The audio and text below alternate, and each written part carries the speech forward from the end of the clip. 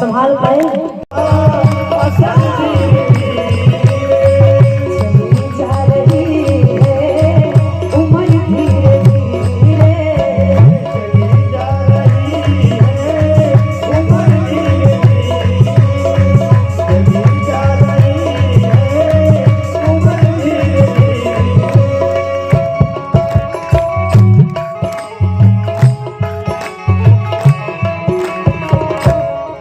चेतावनी भरी भजन गा रहे चली जा रहे उम्र धीरे धीरे भजन करो फिर भी लोग ऐसे करके बैठे।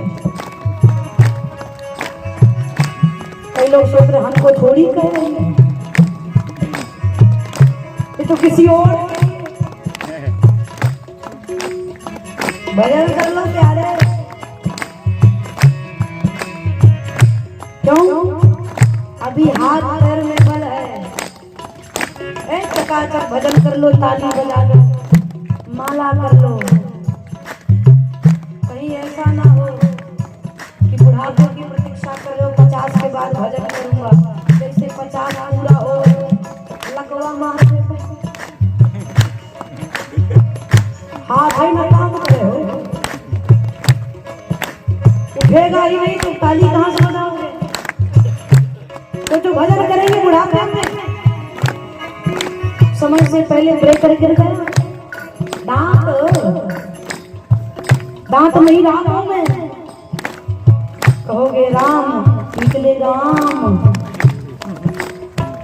बुढ़ापे में तेरे हाथ पाँव में पलना रहेगा, हाथ पाँव में पलना रहेगा।